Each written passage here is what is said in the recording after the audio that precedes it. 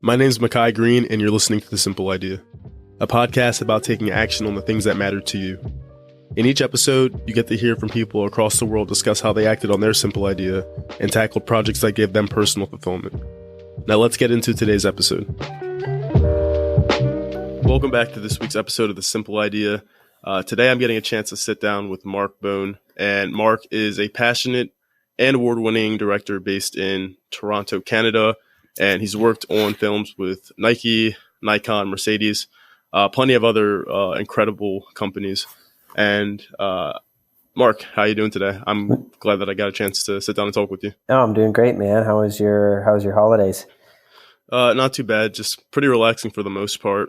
Didn't really do a whole lot. Just worked and, wrote a few blog posts, sent some emails, binged some TV shows. Nothing too crazy.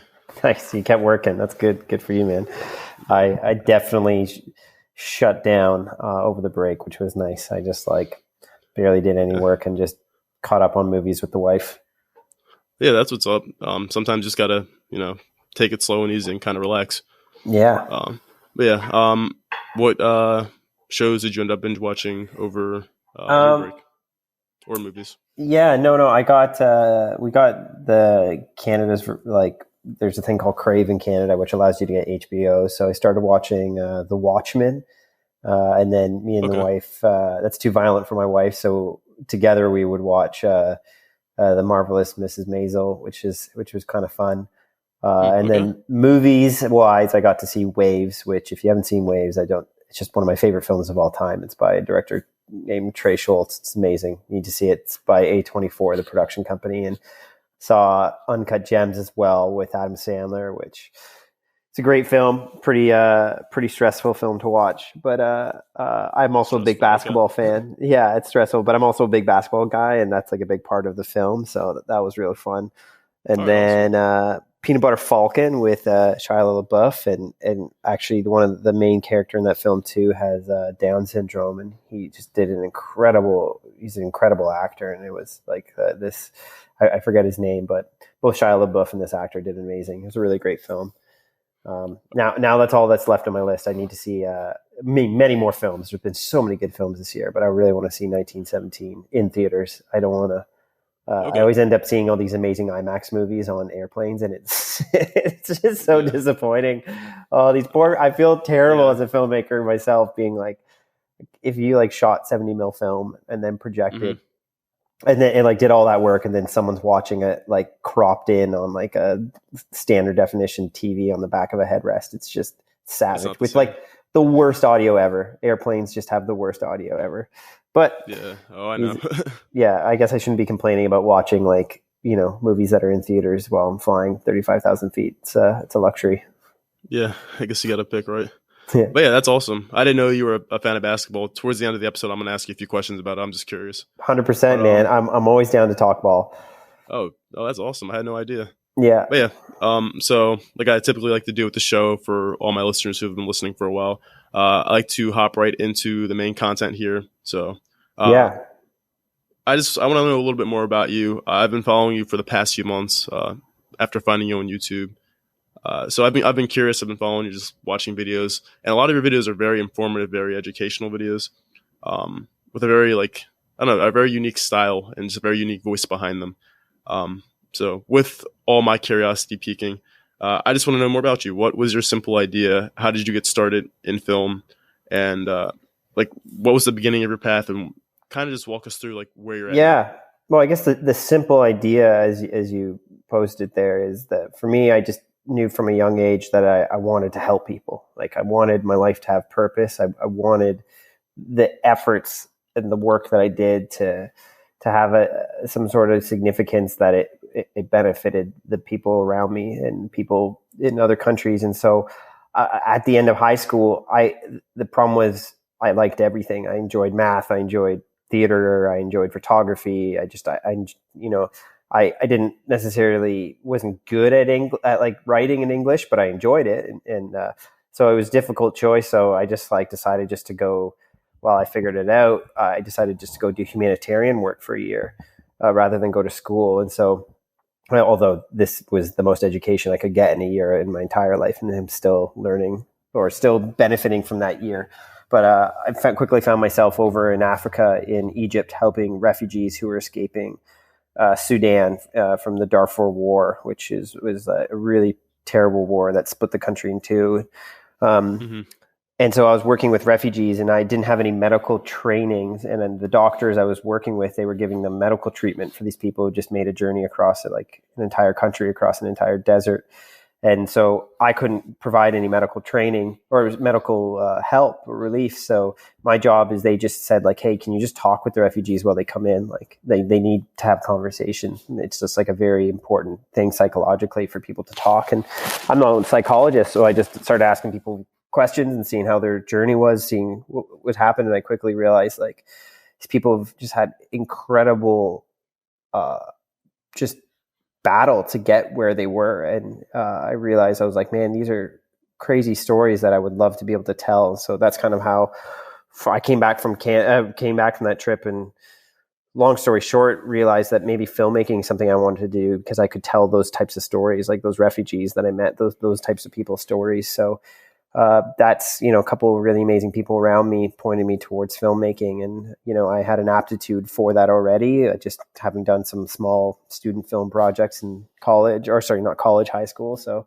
I applied to film school and focused on the documentary stream. And that's kind of fast forward to today. I'm a documentary filmmaker. So it all kind of started with just this idea that I wanted to go help people. And I think you actually really discover a lot of your own direction in life when you stop focusing on yourself. I think it's like a really good lesson I learned in that time, where if like you go help some other people, or you go work on the projects that you're trying to do, like you quickly discover what you want to do. I think unfortunately we spend a lot of time focusing on ourselves and focusing, what should I be? What should I become? What should I do? And if you're not out doing, it's really difficult to determine what you actually want to do. So I'm really grateful for that season. And I think I need to go out and do more humanitarian work whenever I can, because it's very easy to become a selfish person again once you get back into your rhythm and your lifestyle and everything.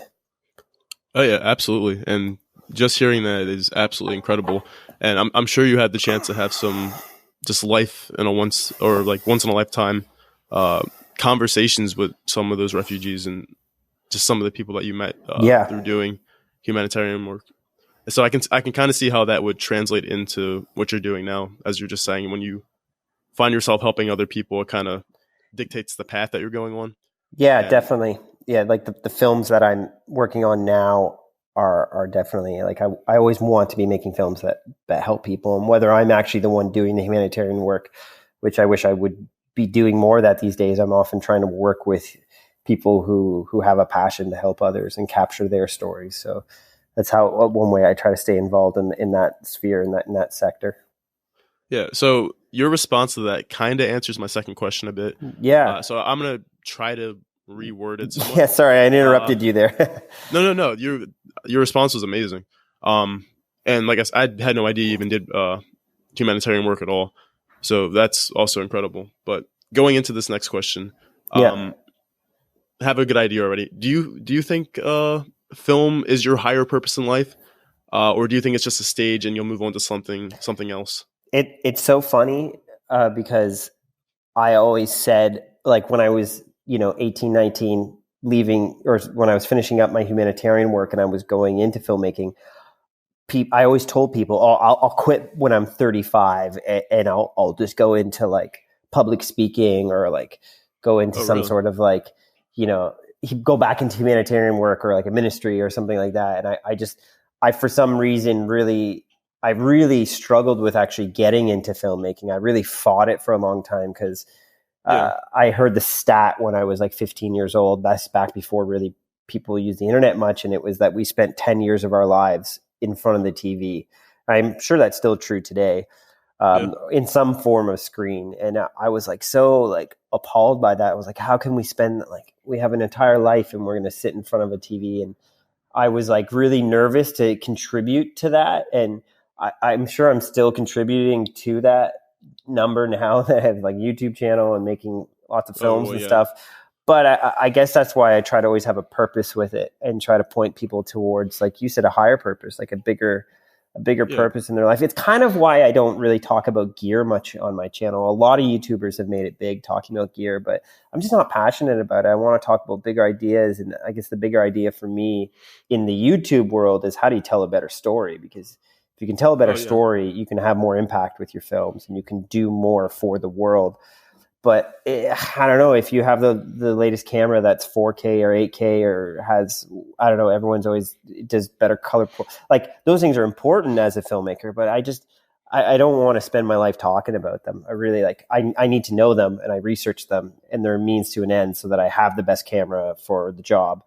But I'm not passionate about talking about it. So yeah, I think I've learned that, working on some films like Rescate and even this latest film that we're releasing called No Country is an Island, which follows the Easter bombings in Sri Lanka, which was this coordinated terrorist attack that happened almost a year ago. Hundreds of people died. Like, it was over 300 people died, for over 500 injured from these coordinated terrorist attacks on churches. And it was so this film, we're looking at this group of individuals who's helping all the victims. And I think I want to do films that are focusing on people who aren't living for themselves. You want to who are focused on helping people. And I guess there is a higher purpose. When I hear about certain stories, I feel this beckoning call to want to make films about those. And I really, I think the biggest angst and frustration I have as a filmmaker that I haven't made more films like that. And I just want to constantly be making more. So yeah, I definitely do feel a higher purpose in my filmmaking, and that's not to entertain people necessarily, although your films need to be entertaining, and there is a value in that. But I want to make films that I would hope would have a lasting impact, or that could be inspirational. And I think it's good to have that energy when you're making your films. But I also think you can end up grounding yourself to a halt if you're always worried, is this film going to change the world? Like, you can't look at it that way. You just need to make good films. But I'm going down a whole other rabbit hole. Well, yeah, no, definitely a really interesting response. And I kind of want to touch up on what you said before about just always being in front of a screen and you struggling to get into filmmaking. With you specifically, and this is just what I've noticed, granted, I've only been following you for, I'd say, that maybe like the last 3 or 4 months or so. Cool. Yeah. But your content, what's different about it to me from other filmmakers that I watch on YouTube is that you are like very strictly, I don't know, it's just very informative. It's never anything attached to it that doesn't need to be. It's strictly put out there just to add value to some other person's life. And I find that very interesting because a lot of filmmakers do talk about gear, or do talk about the next best camera, or the things that you need to buy, or the essential things. And I think you, like you said before, you're looking past that. And at the end of the day, you're just looking to tell a compelling story, which is very valuable in my eyes, I think. Thanks, man.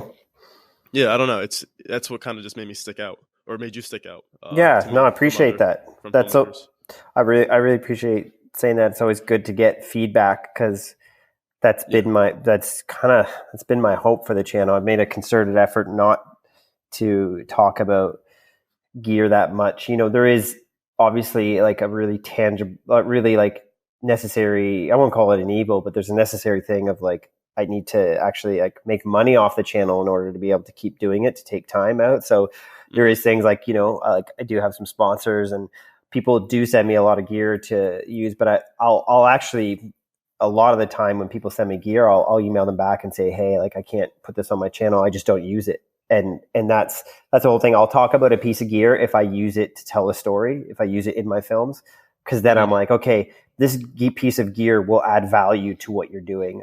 I'm never going to do a review, or I don't do gear reviews. I just mention them on my channel. Like, hey, maybe this is something you would consider using because it helped me.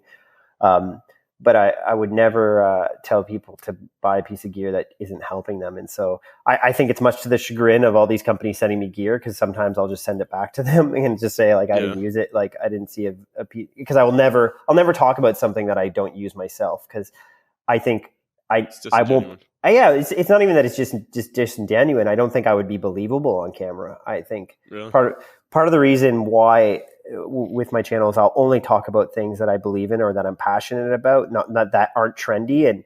And it's like, yeah, I probably could get a lot more views on my channel if I talked about the latest iPhone and all that. But to be honest, I'm not buying the latest iPhone because my iPhone 8 works great. And having an iPhone 11 isn't going to make me a better director. What will make me a better director is if I understand like how to write a script better or how to light a scene properly. And so those are things I'll talk about, which I kind of started my YouTube channel because I was getting really frustrated seeing this trend in filmmaking where people thought what YouTubers were talking about was filmmaking. And I think it's one genre, and I think there's amazing YouTubers out there, amazing content creators on YouTube. Mm-hmm. But I think there's a lot of misinformation out there. And I'm not being like I'm a holy crusader coming out to like change this YouTube landscape. I'm just kind of like, hey, I'm going to talk about what I believe in on this network. And in the end, what I believe in, you know, in a filmmaking sense, isn't anything necessarily that different than what a lot of filmmakers are. But I'm just trying to articulate it because I found there are a lot of just misinformation out there. Okay. So kind of going back to YouTube for one more second here.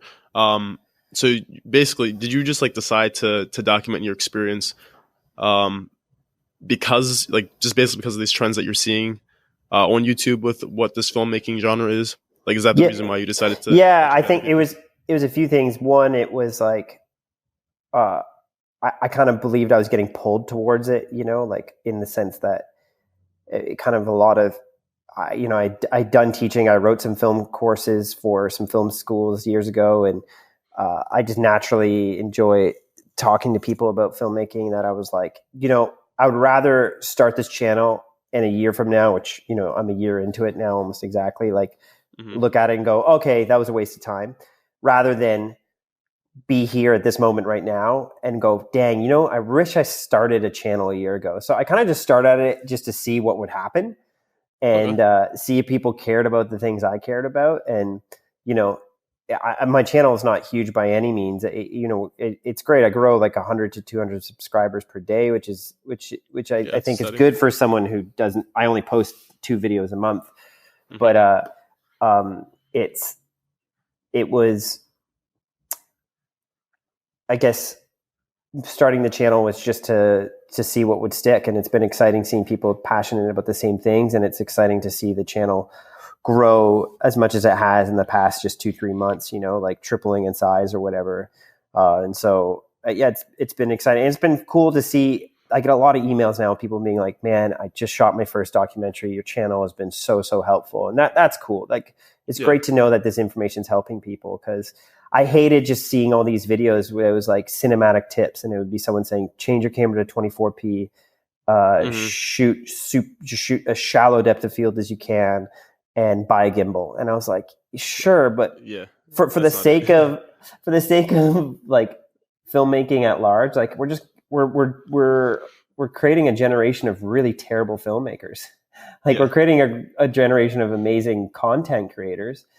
But I was worried that I'm like, you know, when I grew up, when I was in film school, like my teachers just would destroy our films if we didn't have a story, and they didn't care if we knew what looked good or anything like that. They were just like, if it doesn't have a story, no one's going to want. Like, it's funny that people hate this word story, and I hated it too for a long time. Like, oh, who cares about story? Just tell me how to make it look good. But all these series you watch, any series, name any series that you like. It's like Game of Thrones or like Mad Men, even the Marvelous Miss Maisel, which I'm watching, Watchmen. All of them have these incredible writers, teams of writers who work together to create these narrative arcs. And I think if you overlook it, like, but they don't, and then after they've determined a script just on a piece of paper, you know, with the ugliest font in the world, once you determine that, then you start thinking about visually what it'll look like. And I think it's like we enjoy it. The irony is everyone enjoys these amazing shows, but then it just hates to hear about how they're made in the sense of like how they're written and all that. But maybe I could be wrong about all this. I know like TikTok and all these platforms are hugely popular, and I'm not a part of that scene. And so I could be sitting here saying like, hey, we need better story, but maybe in 10 years from now, it's like HBO and all these networks are gone, and all people want to watch is 7-second videos of people dancing, and maybe that's what happens. So I don't know. I just know the films I want to make, and I'm kind of stoked to just keep making those. Okay, awesome. And I can kind of relate to you with the why you started your YouTube channel thing. With this podcast more specifically, I remember back like 2 years ago, I'm like, oh, I want to start a podcast because that would be interesting, with no real like idea as to what I wanted the podcast to be at the time. And I sat on it for a year, and then 2019 hit, and I was like, okay, well, I keep thinking about this thing. I've been thinking about it for the past few months. Even if it doesn't go anywhere, I mean, let's just start it. So yeah, that's where I'm at. Good for you, man. And at first it kind of like it was like not like a venting type of thing, but I would just upload things just talking about my personal experiences or just things that I'm learning or not doing too well at. And over time it's evolved, and people have decided to come in and listen, and it's been helpful for some people.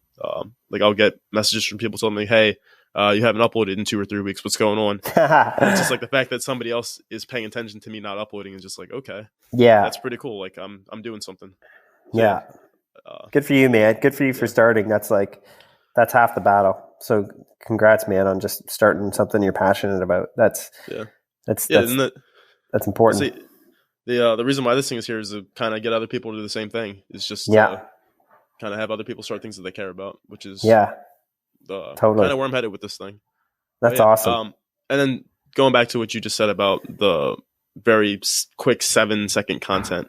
I mean, that could just be technology really at the end of the day. I mean, things are just getting faster, and we want information immediately, and things like the internet, I don't think that helps at all, where we can pretty much find anything we want at any given time in just a split second.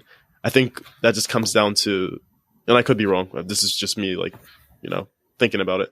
That could just come down to, I don't know, just us kind of getting used to always having information readily available and in front of our faces. And maybe that's why longer tailed, more thoughtful, or like, more thoughtful content is just not really as appreciated as much as it should be. So when you have videos that are like, 5 quick cinematic tips, and it's just changing a few settings on your camera and buying a gimbal, like you said, that's what we want, because that's what might be easiest to us. That's what's giving us immediate satisfaction. No, you said it. Yeah. Like I said, just not like a permanent, like set thing, but that's just kind of how I'm thinking about it. Yeah. So, moving on from that, and you kind of already answered this too. Actually, no, you didn't. I can ask you this. Were there any specific practices or habits that you kind of formed early on when you started getting into filmmaking to help your career materialize? Any advice or any things that you really kind of stuck your guns to that ended up working out pretty well? Yeah, I think, asking a lot of questions. I think when I first started off, I was pretty arrogant and I didn't ask questions, but now I've just come to believe that I don't know much, or just approach everything like that. Approach with confidence in my work, but always just be ready to learn, I guess. Maybe not saying that I don't know much, but approaching everything like I'm just ready to learn again. And having that teachable mindset, you grow so much. And so I think that's allowed me, being able to ask those questions has allowed me to grow in areas I never expected. And I think the habit that's helped me, I guess there's so many habits I could talk about, but that's probably one, is just being ready to ask questions and grow, just expecting to learn something every day. Okay. Yeah. That's one thing that I've kind of, over the years I've kind of paid attention to a little bit more too. That just approaching that, most situations with just a very teachable mindset, as if you haven't been there before, you don't really have that experience. And then for me, another thing is just, I don't know if you're familiar with Sean Cannell or not. No, I'm pretty bad with knowing what's going on the internet. Yeah, well, he owns like this really big media company. He makes a ton of different YouTube videos and stuff like that. After we record, if you want to check him out, feel free to, obviously. But I got a chance to sit down with him, and we talked about this thing called the proximity principle. And really, it's just surrounding yourself with the people, with people who are in positions that you want to be in. So I'm a firm believer in that, asking questions. And then at the end of the day, what I found to be very helpful for me personally, because I mean, it's pretty obvious when you do it. It's just consistency. I notice that when I'm consistent with whatever I'm doing. Totally, man. Obviously, if you keep doing something, something's going to happen eventually. Totally. So those are just 3 things that I've learned, and I just wanted to kind of pitch in. I don't know if you felt the same about the other 2 things or not, but yeah, no, I think consistency is so important. Like when I first started my YouTube channel, Mattia Poya just told me, he's like, just try and post once a week. He's like, make that your baseline. And I haven't achieved that at all. I'm like so excited when I post like 3 videos in a month.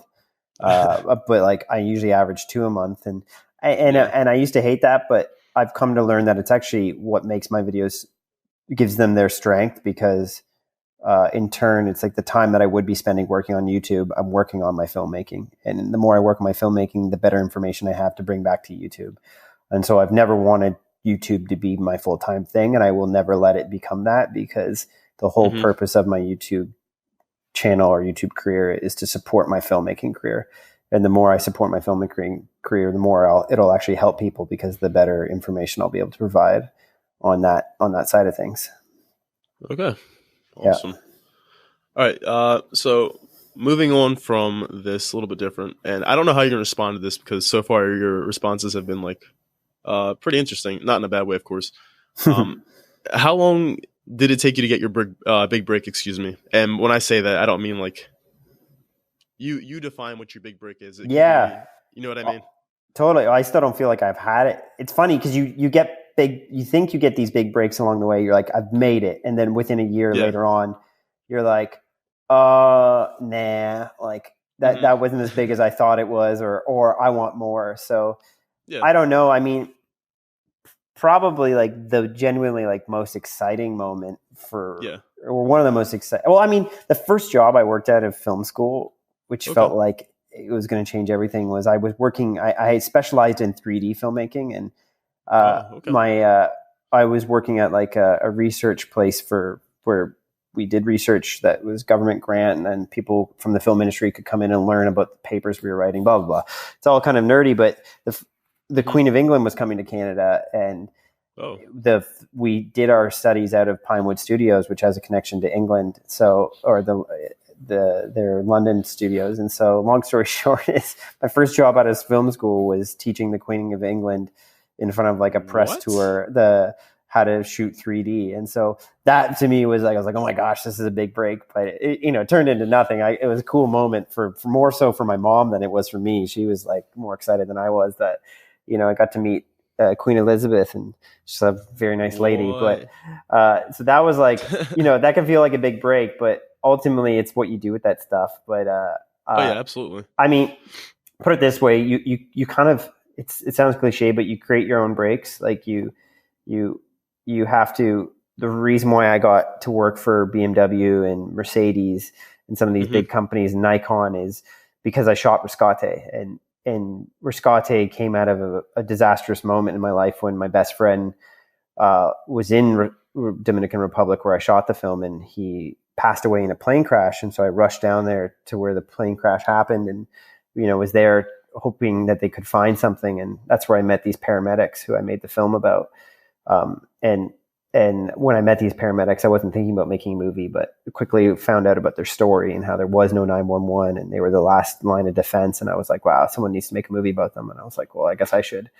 So it was from making that movie that someone saw a rough cut of it and showed it to their girlfriend, and she was working on a job for Mercedes-Benz. And so she reached out to me and was like, we're looking for directors. Can you send us like a pitch, a treatment for this project? And it's much more formal than that, but I'm abbreviating. Yeah. And so I pitched on that Mercedes-Benz project, and I won that job. And then that Mercedes-Benz Canada liked that job so much, it got posted to their global YouTube page. And I think they paid for some ads in Europe. And so some producer in Europe was watching it and saw the Mercedes-Benz ad right before a video he was going to watch on YouTube. It was that annoying like video pre-roll you get that you can't skip. For like 5 seconds. And he decided to watch it, and then he read an article or researched me and reached out to me, and then that got me the Nikon job, et cetera, et cetera. And it's all that to say, it all came out of me starting the Riscate film. And I always think back, I'm like, had I not created that film, where would my career be today? And so I still feel like there's so much more opportunities I want to have in my career. I just feel like I'm really just scratching the surface. I guess like the deeper I get into my career, the more I realize I want to do, and the more I feel like I'm just starting out. Like truly, I feel like I'm just starting out my film career, even though I've been, graduated from film school for 10 years. I'm like, I'm just starting to feel like a filmmaker now. And so anyways, I don't feel like I've had my big break yet. And I don't think there is a big break. I mean, there's momentum, but like spikes of momentum or something like that. Right? You get, I guess I have momentum, but you quickly in film, I think with like a lot of industries is the momentum dies off really quickly. And so you got to create another film and create some more momentum, and then create another film and create another film. Yeah. And so I'm in that. Yeah, it's a cycle. That's how long did it take me? I guess out of film school. I mean, I went to film school at 20 years old, graduated when I was 23, and I shot Riscate when I was 29, I think. So whatever that is, 6 years. So I don't know. It's just, I wanted to do way more in my 20s, but I think I was always afraid to make my own films. And then finally, when I started doing it and people liked them, I was like, I can make these. So I guess the biggest piece of advice is like, don't wait. I've always said this on my channel. It's like, don't wait for someone to tell you you can do what you love. Like if you love a certain style of filmmaking, if you love music videos, or if you love shooting black and white 16 millimeter film, go do that. Don't wait for someone to tell you that you can do it. Like you got to do that. And then if you're passionate and your heart's in it, you'll make an amazing project, and people will want to hire you to do that for themselves, And so, just go make work that you're passionate about. All right. So from what I got from that was, just start and just keep going. Like, put your foot off the gas. That's definitely incredible. I didn't know you got a chance to meet the Queen of England. That's I should hopefully awesome, maybe I should reach back out to her, see if she's subscribed to my channel these days. Yeah, why not, right? Yeah.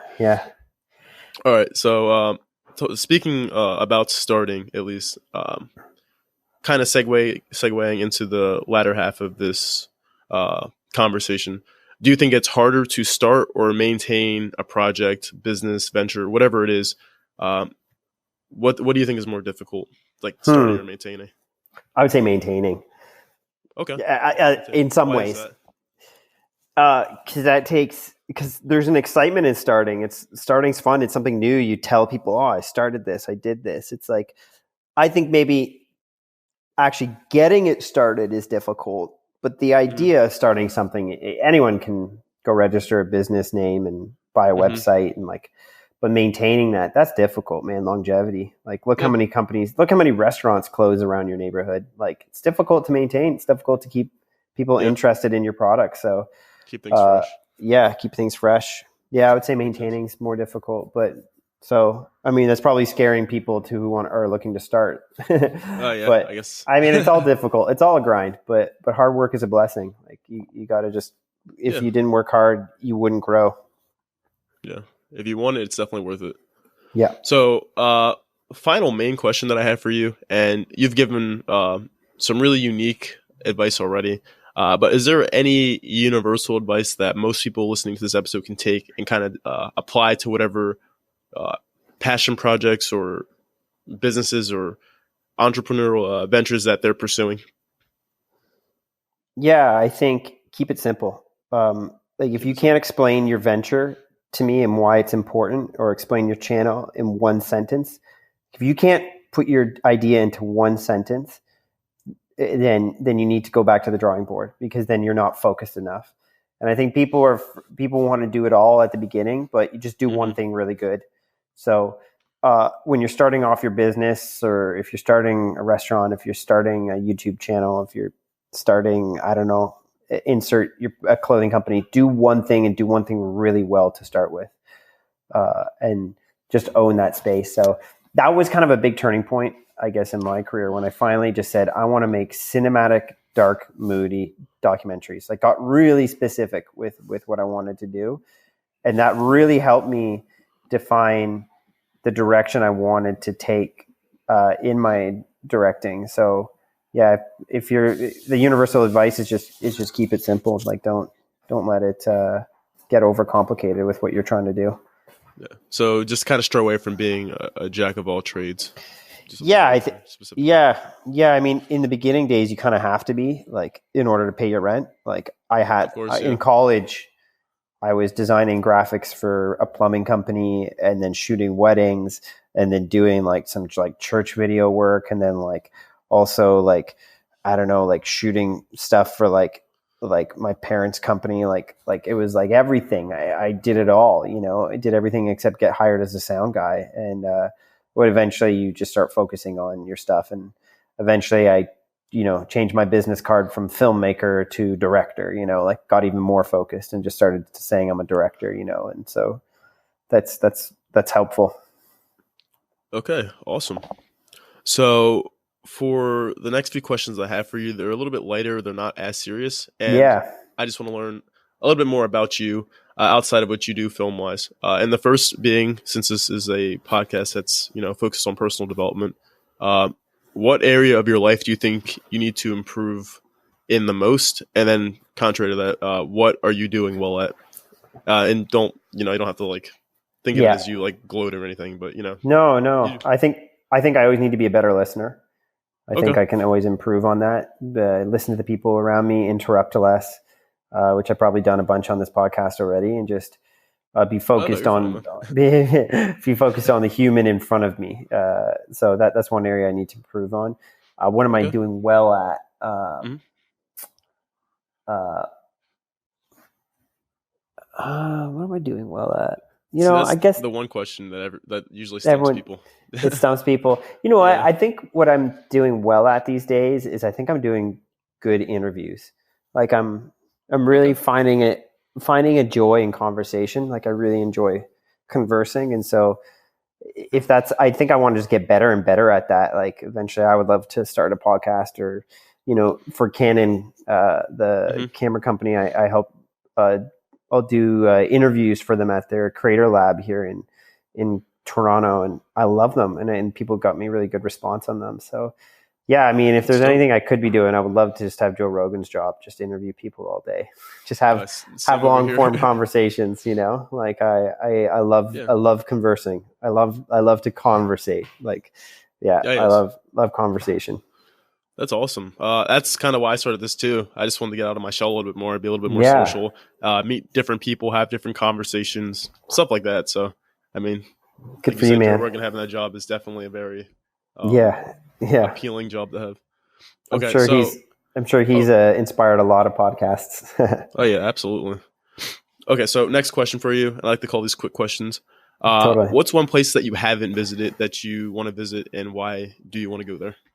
Japan, Tokyo. I'm going there. I'm going there in 3 weeks, and I've had 2 trips canceled there at last minute in the past, and I've been dying to go ever since I was like 10 years old.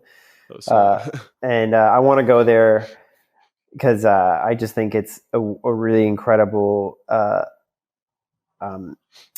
not apex, but it's the conversion or the what am I trying to say? It's just where the collision of technology and technological advancement and humanity, and like a storied ancient history and culture. And so I think it's just like a really fascinating culture. I think it's I've read a lot of books about Japanese culture, and I'm just really excited to go see it in the flesh.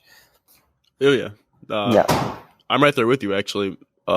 I'm set to graduate this upcoming May, and I have a friend group, and we're not thinking about, for the past few months, we were talking about, planning a trip to Japan. So we're in the process of saving up money. That's one place I've wanted to go since I was like 6, I think. If I was even, like aware of Japan at that age. My point is very young. So it's awesome that you're getting a chance to go there. I hope it's an amazing trip. Yeah, man. I'm looking forward to it. I'll be there with my dad, which will be super fun. Right. Awesome. So next question for you, and one more after that. Do you have any hobbies outside of film? What do you enjoy doing that's like completely opposite of what you do career-wise? I've started to really get into basketball lately. And I'm like, I hate that I'm like 32 years old now and just really starting to play ball, but I'm picking it up so quickly, and I'm getting invited to come back to play in some leagues, which is nice. So I don't feel like I'm a complete embarrassment on the court. So yeah, I'm just loving playing basketball. Like it's what I do now for my warm up at the gym every morning is I just go shoot around for half an hour, and it's adding a lot of time to my workouts, but it's worth it. I love it. See, that's one thing I have to do is start getting back into the gym. I have yet to do that this year. But yeah, that kind of like goes well into my next question, which is basketball. Yeah. What's your team? I gotta know. Well, clearly, man, it's the Raptors. Come on. I thought so. I mean, it's a good question to ask. It's difficult after we won the championship, but I grew up first liking Orlando because of Penny Hardaway, and then I moved into. That's my favorite player of all time. Yeah, man, Anthony. He was one of the best, man. Yeah, he was legit. He was my first basketball jersey I ever got. And then I always liked the Mavericks because of Steve Nash, good Canadian boy. And then after that, I kind of followed San Antonio for a while, just because growing up, like again, when you're young and impressionable. One of my first jerseys I got was a Tim Duncan jersey, and I liked the David Robinson. But man, since like 2005 or whatever, when I came back from Africa, I just started watching the Raptors and got really obsessed with them, and still am. Like I don't miss a game. My wife, my Christmas gift this year was my wife surprised me with tickets to the Christmas Day game for the Toronto Raptors. So instead, nice. we opened up some gifts that morning and then hopped on the subway and went down to the arena downtown and watched the game on Christmas Day. So she scored big points that way. That was a super fun day with her. But yeah, man, I love ball, and I even talking about it right now. I wish I could go play. I'm a bit injured right now. I just sprained my ankle, and so I'm supposed to be playing tonight, which I'm really bummed because it's good competition tonight, and I always like to. It's always where I gauge on Monday nights, kind of where I gauge where I'm at. If I'm doing, but if I can score some points and then I'm like, okay, I'm improving. Yeah. But yeah, definitely stick with it. That's something I've been playing for my entire life. So no matter where I'm at in life, I'm always invested in it somehow. Did you play in high school or anything like that, or just no? That's the thing. I'm so disappointed. In high school, my sports were lacrosse, like they call it box lacrosse, like on the court, and then volleyball of all things. I loved volleyball. Played on that, and then intense. Yeah, it was fun. I was, and then I even played volleyball in college, like at the college level. Like at that point though, I had to be a libero, like backcourt, like because I just wasn't tall enough to play on the net. And then I also did distance running. I was big into like track running and all that. Okay, so you have like a bit of an athletic resume behind you. So maybe not like the most successful one, but definitely, I definitely I've always enjoyed athletics and really got into endurance athletics for a while. Did triathlons for a bit. The thing is, I'm worried about basketball. If it's like my my career in sports is I'll play one sport for like 2 years super intensely. Like I played this sport. You probably heard of spike ball, right?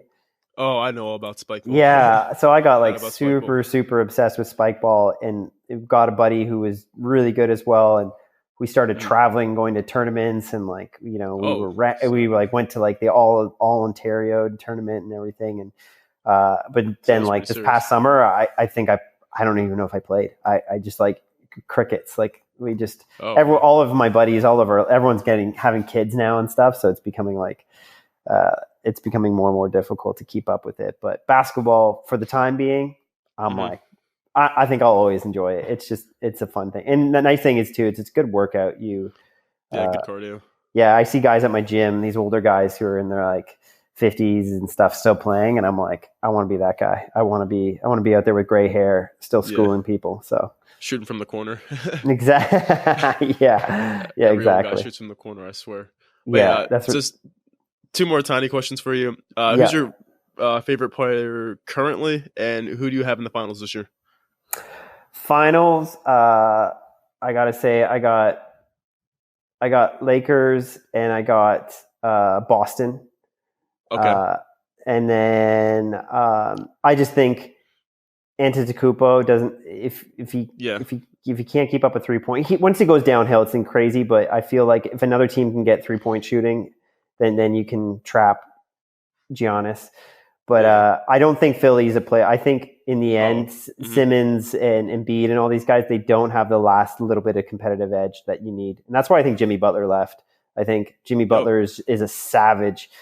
Absolutely. So that's why he hated teams like Minnesota and Philadelphia, which is why you see where they're at, because they don't have the competitive edge that a guy like Jimmy Butler wants, which I think he's finally found a group of guys who have that same competitive edge in Miami, which is kind of cool for him. Obviously I want Raptors there. It's probably a terrible thing I'm saying that, but we've been so injury prone. I don't know if we can stay with it, but dude, if our injuries aren't all gone, then I think we can make a really good shot at least Eastern Conference Finals. So yeah, I think, we're just 2 games off our record last year, and we've only played 90% of our games this year. We've had injuries. So we played like 2 games with a full roster this year, and look how good we're doing. So I'm still a believer in Nick Nurse and Lowry and what the Raptors can do. But I guess favorite players, it's like I really love Terrence Davis. He's a new player on our team, but probably like OG Anunoby is one of is like my guy. But I gotta say, I'm just loving Kyle Lowry this year. Like the dude, man, if you've ever had like a 250-pound guy barrel down you on the court, which I've never had, I can only imagine what that's like. And Lowry's out there, man, at like 5'11", 6 foot, just taking charges like every night. Like he should get in the Hall of Fame just for that alone. Like, he definitely wears his heart on his sleeve when he plays. Oh God, man, he just like does. Yeah. And I loved our win, our last game. We destroyed. Who were we playing? Wasn't a very good. Oh, it was Brooklyn. And just Kyle just went off and just loved I don't know. I love him, man. He's the best Raptor of all time. I'm saying it. I know Kawhi came in and won us the chip. Oh, definitely, man. Definitely. Oh man, he threw Vince to the side. That's crazy. Yeah, no, Vince was cool. He could put his arm in the rim, but where was he in playoffs, man? Lowry, he's there, man. He's there. That's fair. I can't argue with that. Yeah. But yeah, just the whole Sixers thing, man. I'm like in the Philadelphia area, so I hear Sixers talk all the time, and I'm personally a Knicks fan. But I wanted to say Sixers in the beginning of the season, going to the finals. It's not possible. They don't have that guy that's going to take over a game. No, you know what I mean? No. They don't have that. Tobias Harris, he's a scorer, but he's not the guy. You know what I mean? No, he doesn't have that. No, exactly. Edge. Simmons, and I could go off on a whole rant. I'm not going to. I'm going to spare you. But like Simmons, he drives me crazy because if this man gets a jump shot, he's easily a top 3 player in the league. Oh yeah, but because he doesn't, he limits his team's success so much. And I don't know if it's I don't know enough, but I feel like go be Steve Nash and shoot 3 hours of jump shots a day. That's all you have to do. Yeah, I'm like, if you don't have a jump shot, like all these guys, I'm like, dedicate your entire skip the gym and go shoot jump shots. Like exactly. I don't know, like that was Steve Nash. 3 hours a day. He had to shoot something crazy like 3,000 jump shots a day. I forget what it was, but he would do, or 10,000. I forget what it was. He had to do something insane. Some absurd number. Yeah, exactly. Some absurd number, and it helped. Yeah. So sorry, you were saying? Oh no. I'm disagreeing with you here, but just going off of that, it's kind of hard to justify paying somebody almost. I don't know if it's a max contract or not. I don't really remember, but it's an insane amount of money, and they only have 2 or 3 career 3-pointers, and they're considered, an all-star level player. Like that doesn't make any sense to me. And I hate to say it. I don't want to be one of those guys saying, "Oh, well, if I was in the league," but if I was in the league, I would have more than 3 in a 4 or 5 year career. You know what I mean? Oh my gosh, it makes the news when Simmons hits the 3, man. And it's like in this day and age, you can't like. Nick Nurse, our coach, says like every position he hates playing team. Like that's why I don't think Rondé Hollis Jefferson will be with us for after this year. Like because he can't shoot threes. Because Nick Nurse wants every player on our court being a 3-point threat, and I mean it works, man. It's like until we went through this injury spell, it does. We had the highest 3-point percentage for the first quarter of the season, and it's like we're still in the top 5 or 6, I think, but we've been sucking lately. But you can't. I feel bad for Simmons. Like he would put him in the league 10, 15 years ago, and like it would be a different story.